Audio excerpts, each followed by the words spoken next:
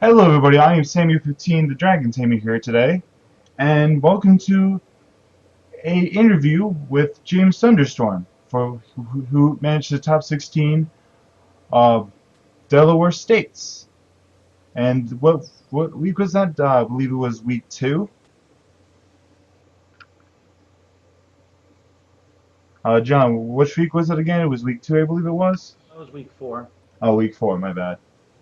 Man, he managed to make top 16 with a Greninja BREAK deck. I apologize that I do not have all the breaks. I only have one of them, but I have the rest of the list. So yeah, I just want to get that out of the way real quick. And yeah, today John has been gracious enough to give us his list, and I very much and is gracious enough to even do an interview with us.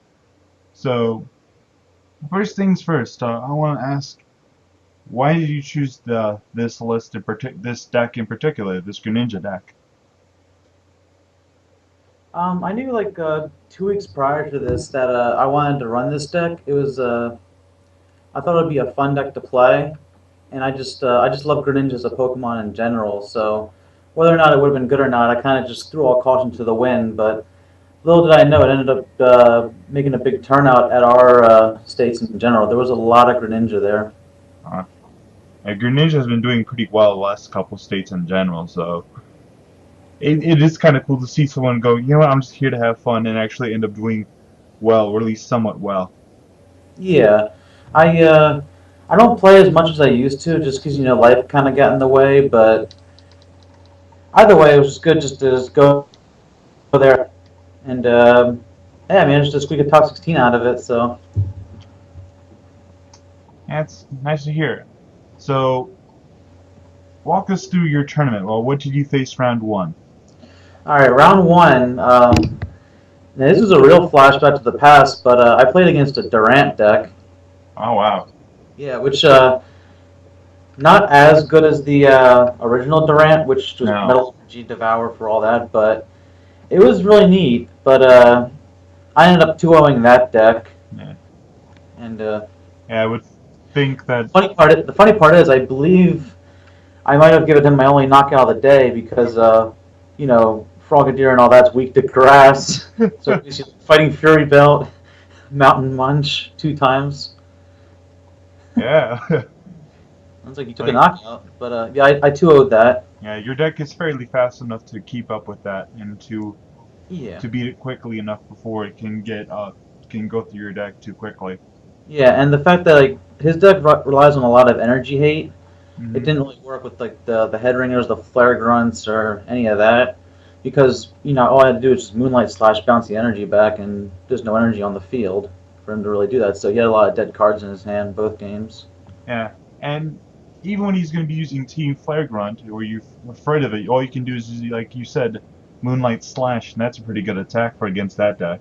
Yeah, He uh, does it resist water at all? Do you know? The Durant? no, it doesn't. Uh, and it has like 80 HP or 70 HP? Yeah, 70 HP, and it'd be like a 110 if I had a Fighting Fury belt on it. Okay, the Fighting Fury Belt might give you some little trouble since you're not one-shotting it, but you're two-shotting it anyway with the Moonlight Yeah, Slash, which is still yeah. pretty good. And either or, I run a Startling Megaphone anyway, just Yeah. which that card came in handy for the day. Oh yeah, I bet. So what was your round 2 matchup? I played against Mega Rayquaza Jolteon. Unfortunately, I lost that match. Um, Game one it was kind of a blur. He just got set up like super fast. And game two, it was close, but I had like too many missed opportunities on some stuff. Uh, so And So do you feel like you just did not have a good match where you got unlucky, or do you feel like your opponent outplayed you or anything like that? kind of feel like I got a little outplayed, to be honest with you. I mean the matchup Yeah, probably wasn't like impossible, but he just got faster than I did. yeah. But I mean, it's still a good game either way. And funny part is, we actually had the random door prizes out, and both of us won a random door prize at the same time, which is kind of funny. You That got that is pretty funny. a hat? Yeah, I would actually assume more often than not the Greninja has a decent matchup against that Mega Rayquaza Jolteon deck, simply because you're not really too worried about like attack it with non-evolved Pokemon, because for the most part you're attacking with evolved Pokemon, and you're doing well in the prize trade, though Mega Ray is a bit bulky. It is, yeah. And it was like funny, like it was a game one. I did almost get there with my Dedenne that I tucked in Oh for yeah. Evoltol, but that's literally the only play that card actually saw. I actually didn't run into any Evoltol that day. Oh wow. Yeah, which was unfortunate, but what can you do? Yeah. The YZG is kind of like either you see like a good amount of it, or you don't see it at all. That's what I've been seeing from places to places. Either people run into it or they don't at all. Yeah, I didn't. I honestly didn't really see too much of it where I was at. I was like higher up a lot of the time. I don't think it really performed that well at this event. Hmm. So you're 1-1 going into game into round 3. What do you face now? We're going up against a Seismitoad Manectric Crobat. Seems like an interesting matchup. Yeah, like the fact that you either see like one or the other, but this guy put them both in the same deck, Yeah. which I 2-0'd that match because I mean game one I got in there with Shadow Stitching, which helped out a lot against. So next you know his Golbats and Crobats were just dead in hand. Yeah. He had to like sycamore a lot of them away. Oh yeah, Shadow Stitching would be really good against that. Yeah, it was, and the fact that he kind of like screwed himself over because he accidentally played down a Silent Lab. Ooh. Yeah, which that hurt him more than me because he's the one that has the Shamans and I don't have the Shamans. No, you don't play any counter stains from what I'm seeing. No, I don't play any stadiums. Just I was considered rough seas, but Eh. I think in the mirror it might have not played well in my favor. That would be horrible to hear. Yeah, which I mean we'll actually get to a round where that actually did become a thing. Yeah. But Yeah, and game two like there really wasn't much to that. He just dead drew, and I Shadow Stitching forever. yeah, that deck does seem kind of good, but it seems kind of clunky at the same time. Yeah, it was very clunky. Like I said before, it's like you either like would run the Sizotoad or the Manectric, but I don't know what made him want to run both, honestly. Interesting. So, you're 2-1 going to round 4. What do you face there? Night March. I figured you would probably say Night March eventually. Yeah, we got to a Night March eventually. Yeah. So game one of this, like I made like he actually like blew away through like a lot of his resources, like primarily his Puzzles of Times and his VS Seekers, which Yeah. opened up a huge hole for me just to get in there with Jirachi. And Yeah. that's actually like an interesting match too because I felt like I really didn't have to attack a lot, like going into a late game, because all I had to do was just do my water shurikens or my giant water shurikens, and Yeah. then just switch out, and if he attacks, he attacks. Yeah, but it can be a little weird with their Fighting Fury bets, but you have a Star Omega phone for that. Yeah, that's basically the main reason that card's in there for like any Starling Megaphones, Float Stones, Yeah. and pretty much game one he got depleted of his resources, and then at game two was a little bit of the same. I played it out the same, Yeah. and I actually think by then the game might have went to time. I don't think we actually finished, if I recall correctly, but I was super far ahead anyway. It didn't make a difference. Ah. So yeah, I was just during that match. I'm just super cautious, really. Yeah. That's the number one problem I see with Night March. A lot of people think just that it's automatically good, just because it's automatically good. That means they can just immediately do well with it, but not all the time, because sometimes I very often see people who just pick up Night March and overextend themselves with it and end up shooting themselves in the foot, to me, which seems like what happened here with your opponent. That he overextended himself just a tad. Yeah, he just blew through like so many resources, just that much. But good news for him though, he actually ended up winning out the rest of the day and made it all the way to top 8. Oh, okay, then what am I talking about? He probably got a little like. It's still good for him. He still got the higher up than me though, which was kind of funny. But I still won in the end. Yeah. I still had to like make him work through the rest of the day. Yeah.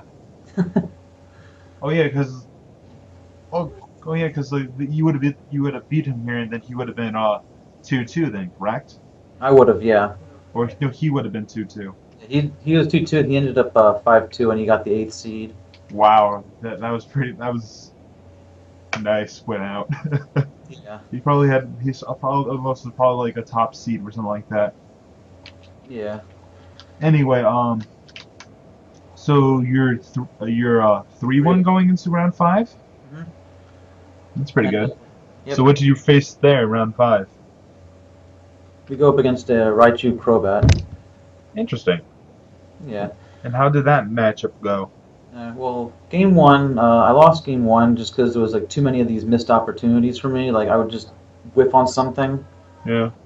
I steamrolled game two, and then game three, it was like really close. I was gonna win, but then time was called. Oh. Yeah, so So that this was the ended up tie game. it ended up in a tie. Yeah. Yeah. This is another matchup that seems kind of weird at the same time Yeah, it's because like weird. you're both putting damage everywhere. I mean, you're potentially one trying to use Raichu's with with shadow stitching if you take an energy back from your hand if you have a muscle band. Which were you able to do that at all? I One, was actually, yeah. yeah. Because being able to one-shot Raichu's and be able to prevent abilities on their side would probably be very good, Hmm. I would assume. Yeah. So, 3-1-1, you're now in a position that you have to win out from this point forward. How do you feel? I felt pretty confident, and then we're going into a 3-1-1, so that's round six. Round Round six. six. So round six, I unfortunately had to play against my friend Brian. Oh, that Yeah. So feels. yeah, and what do you know? Here's the mirror match I was telling you about. Uh, was this like a 60 card mirror match? No, he had different lists than mine. Oh, okay. Yeah, I believe he ran like another line of Octillery, I believe. Octilio's And pretty good. yeah, and he actually ran Ultra Ball on his list, which was a little offbeat. And I think he also ran alongside a Sacred Ash. He also ran a Super Rod. I can see why he would run Ultra maybe to get rid of a couple cards in his hand that he didn't feel like just like thin on his deck a little bit. That's why some people play Ultra Ball just for that effect alone. Hmm. But Which I feel like I kind of did the same thing anyway by running Battle Compressor. yeah, A little I bit of feel the like same. I feel like running Diabolical Metal Compressor is better, but that's just our opinion. Yeah, So to be honest, I wasn't really a believer in Battle Compressor at first, but then it actually proved to be kind of handy during the day. oh yeah. Yeah, Um. I almost cut it. So well, how was that matchup against your friend Brian? All right, well, against my friend Brian, pretty much like we both had like kind of slow setups in the beginning, Mm-hmm. but he ended up getting like the better half of it, unfortunately for him, and then he got like an early shadow stitching off, and I just wasn't able to recover from that. And then so I lost that, and game two, it went a little bit the same. I think I got a little bit set up faster this time, but next thing you know, I have a my artillery stuck in the active spot, Oh. and he's like shooting shadow stitching Zen. And here's the sad part for me: I Lysander up his artillery. He plays an AZ. Yeah, I noticed you don't play any switching cards in this deck. No, no switching cards. Because the funny thing for me is like artillery. It's just like if they take it, they take it. That's just kind of how that was. Which a Yeah. lot of times it was like kind of good early game, but then next thing you know, my hand gets kind of big, and now it's just sitting there. Yeah. I'm guessing what your friend did was Lysander of the Octillion and just use water the shurikens the Yeah. shuriken abilities just to go around it, right? Yeah, and he still did like his shadow stitchings and all that stuff. Yeah. And this is actually the game where like the rough he played Rough also, Ooh. which that kind of made things complex. And I think the way the game actually was going, I could have actually won that, but my last VS Secret was prized, and I ended up checking out. So I ended up losing that game. So you end up going 0-2 against your friend Brian, and then you're 3-2-1 going into the final round. Hmm. And unfortunately, I have to play against another close friend, actually a very close friend of mine. Actually, his, Oh. his name is Luke, and we got paired against each other in the very last round. And it's just like, and we're actually like close to the point where we're teammates actually. Yeah. Yeah, so that's what happened there. And going into the final round, he is playing Night March. Another Night March matchup. Hmm. Which game one, he actually did get like a fast setup, and the funny thing for him is the fact that I kid you not, he Hexmaniac like 5 or 6 times that game. He gets VS Ring, Hexmaniac, VS Ring, Hexmaniac. I'm just like, really? And I think that game, I think I had to like discard my Starling Megaphone, so that caused me like a little bit of an issue. However, I like won off a bubble flip, Uh, and then I basically like I had to like force him to like use like an escape rope, Lysander to get around Jirachi also, yeah. and like somehow, some way, like I managed to just completely deck him out and win the game. Why you won by deck gap? Oh, he decked out. Whoa. Yeah, because like again, like they just blazed through so much, and I'm just like, I think at that point I just like stopped attacking and just I pretty much did like a lot of the same stuff I did during my other Night in March matchup, Yeah. which is basically just like doing my giant water shurikens and switching out to something I didn't care about, and if he did get like the knockout, but I still blazed him through a lot of his resources also. And then for game two, it literally lasted all of 3 turns, or at least I had 3 turns, Mm. because he would yeah, it was 3 turns. He was like, oh, he went first, so his first turn was nothing like Night March is supposed to do. Yeah. It was basically just puzzle of time, pass. Ooh. My turn, do some stuff, pass. His turn, puzzle of time, pass. Then my turn comes, I get out my Greninja, knock him out, and end the game. Oh, like He just completely dead drew. yeah. That sometimes that happens every once in a blue moon against Night Marchers, where the get with people playing Night March where they go, um, I can't do anything past.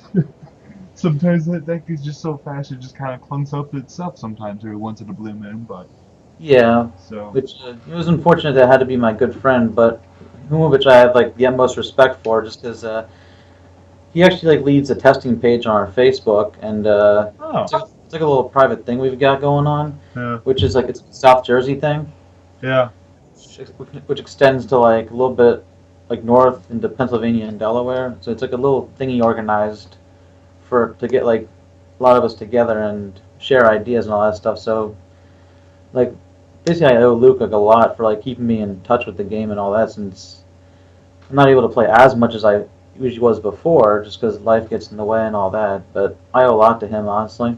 yeah. It always sucks when you play against your friends and then the game just doesn't. It's not even close at all. It's just kind of the last like the first couple games are close and the last game just kind of pass a couple times and you just lose. It's always it's one of those games where you just go, I don't really want to take this game, but I'll take it. Yeah, it's just, and then and that was pretty much the tournament. I ended up 15th and got 30 championship points out of it. Nice, that's pretty good. That is very good actually. Um, so did your a friend who's also playing Greninja match top eight at all? He, I know he placed top 16. Top 8, we did have a Greninja player. Yeah. And we also had it was a Greninja, 2 Night March, 3 Trevenant, a Toadina, and a Vespi Vileplume. Ah, And so the guy who beat you with Greninja did not top. he did not know. Did he lose in the final round? Yeah, the person who did top, his name's Sam. Yeah. That top 8 he made, it actually got him his Worlds invite. Oh, that's nice. It's always nice when like that's when someone tops eight and makes worlds. The person who you beat was playing Night Merch earlier, correct? Yeah, and he got top 8. Yeah. Hey, Yeah, if he like nothing else, you can say, "Hey, I beat a guy who matched the top eight and get his worlds invite." yeah, That's a pretty nice accomplishment. yeah. So, all right, now let's talk about like some of the things about your list. First of all, what things did you consider? What things at the end of the day, after the 7 rounds, do you wish that you did not have in the deck, or wish that you did add in the deck? To be honest, like I honestly didn't wish I had the Dedenne at all. I honestly, even if I did go against Evil Tall, I probably would have done fine without it. Um, I mean, nowadays I'm seeing a lot of Evil Tall decks. They just run around Zoroark, honestly. yeah, And like honestly, if I could, it would be another Jirachi. really. Yeah, just because like those decks are just so prominent now. Like, why not? Trashy's pretty good. Um, yeah. So we've been talking about like you have no switching cards. Uh, Other than that one game with someone like Lysander, your Octillery, were there any other games where having no switching cards affected you at all? Honestly, no. Just because like everything else was really just one retreat cost. Okay. And if they Uh, like, yeah, like, if they and like even if they did do Octillery, it just wasn't really the end of the world. I still could still just do what like my little water shurikens and all that, just to buy time and all that. And I was still cautious with my fishermen's and my VS seekers and all that. yeah. And That's like I fair. said, even if they did knock out Octillery, it wasn't the end of the world. Just Uh, because it's just a card that just gets you going, and then once you're going, it kind of just sits there. Which yeah. I'm glad I stuck with a 1/1 line. So, I've noticed you play Battle Compressor, which to me seems a little strange. Can you tell me why you play Battle Compressor to get rid of supporters and water energy for fishermen?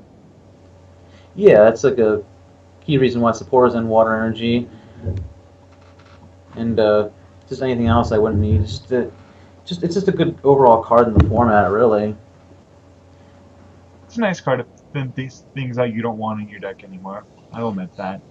Yeah, and I use it like if I want to like, take out like my one-up supporters, like my Ace Trainer, or my Birch, or my Judge, or something like that. Yeah. Like dumping Ace Trainer in the discard pile was clutch all the time because they took like their one little knockout that I can just via Seeker Ace Trainer that the turn after, and came in handy. Yeah. Um, and you're playing Dive along with Level Ball. The Dive Ball, of course, to get all your water Pokemon, and Level Ball to get, you know, I'm guessing Jirachi, really. Yeah, I mean, you can also grab you uh, Froakie, Frogadier, and the Octilleon as well, so that has a little versatility with that. there's a lot of versatility. Just the fact that like I had that 4-2 split, it really didn't make it that I really needed Ultra Ball really. Yeah. 4-2 split, you said? I see a Up 4-1 4 split. Double Ball, 2 Level Ball. You're playing two Level Ball. Yeah, 2 Level Ball.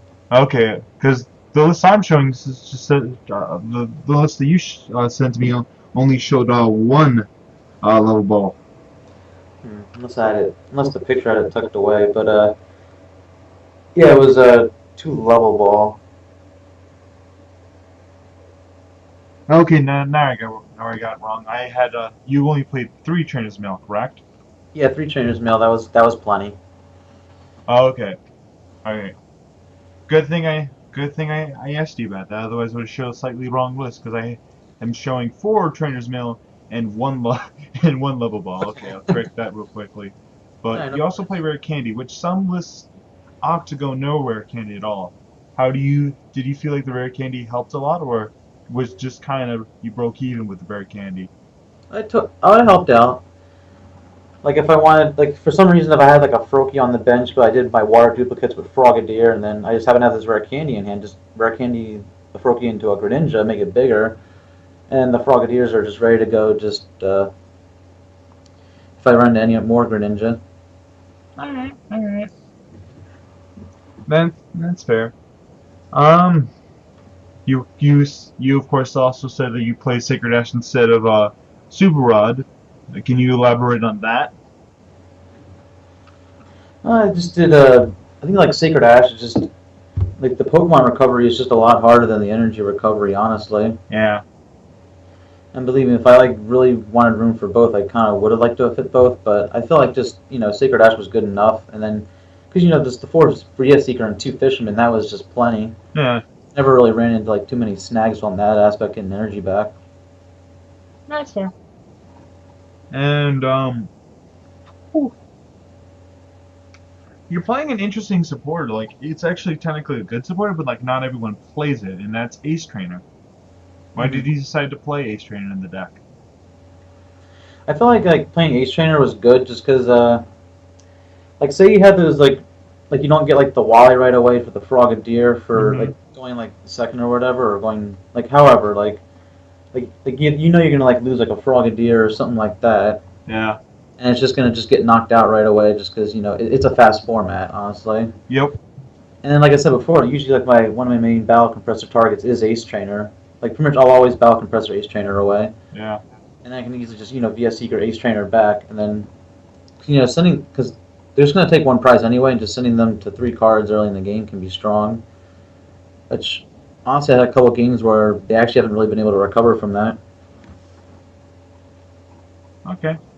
And you also only played one Lysander. What's with that? Just because you felt like you didn't need it and V4 V-Seeker was enough, or Yeah, yeah, that's pretty much it, really. Like the one Lysander was enough because honestly, a lot of times I really didn't Lysander of anything. I just pretty much killed whatever was in front of me okay.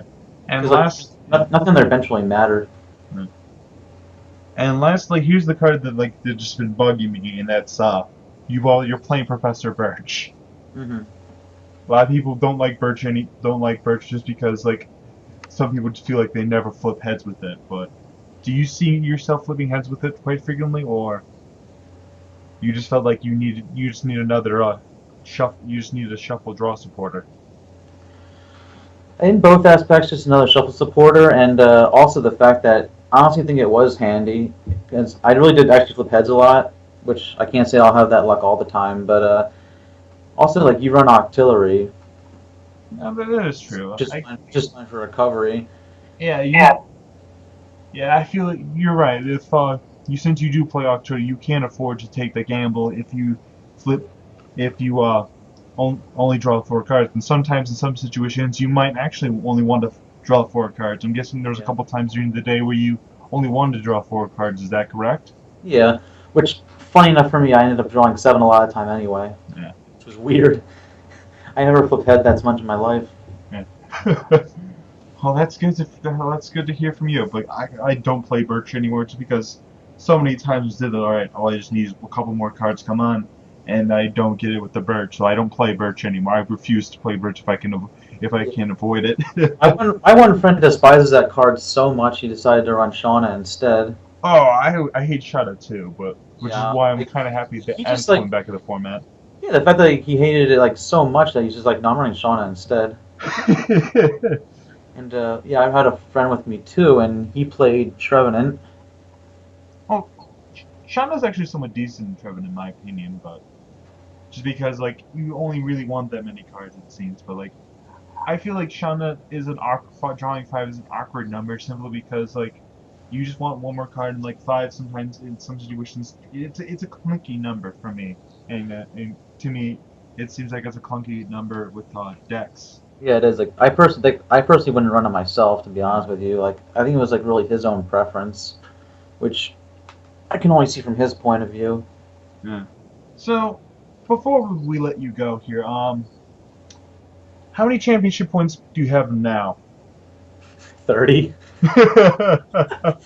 I haven't had championship points in forever. Like I remember, like back in like was it 2012-13 season, I was Yeah. pretty much like the season I was playing a lot, and I racked up like so many points, and it was like actually the closest I came to a Worlds invite. Uh, But of course, things happen, and then life gets busier, and you don't have enough time to play nowadays. yeah, that happens. Yeah, but of course, I still intend on going to nationals. Like I can't kill that tradition. Oh yeah, I've never been to Nationals either, but it's definitely something I want to do sometime soon, just because of how fun it looks and it seems. And I feel Yeah, like I have to like cross that off my bucket list. yeah, like, I guarantee you, like if you go to like nationals, it'll be like the most fun you ever had. I honestly think it's actually a lot more fun than Worlds, just because, well, Oh, I've wow. I've never really gotten a chance to play in Worlds. Like Uh, I got to play in the LCQs back when they had those, but yeah. other than that, it's like you got that, and then you got like side events, and then waiting in line to get merchandise, which that's pretty much all there is afterwards. I mean, it's fun. Don't get me wrong, but it like nationals, like there's actually a lot more to do. Well, John, it was nice having you today. I very much appreciate you sharing your list. Actually were you on stream at all? Was there a stream in Delaware at all, or any point recording over there at all? No, we didn't have a stream, unfortunately. No one recording either. No, there was no recordings or anything like I that. just wanted to make sure so I could Yeah. give if you were being streamed or recorded, I would have gave a quick shout out to those people and told people to check them out because you know I try to Yeah. help other people out as well. But anyway, thank you once again for appearing on my channel and sharing your list with us. I very much so appreciate it, and thank you. No, no problem. And I'm Sammy15, the Dragon Tamer here. I hope you guys like today's list which was provided by John Sundstrom. Sunstrom, yeah, you Yep. can do it. It's fine. Yeah. And who top 16 Delaware. And hope you guys like today's video. Please like, subscribe, and all that silly stuff. And I shall see you guys hopefully next time.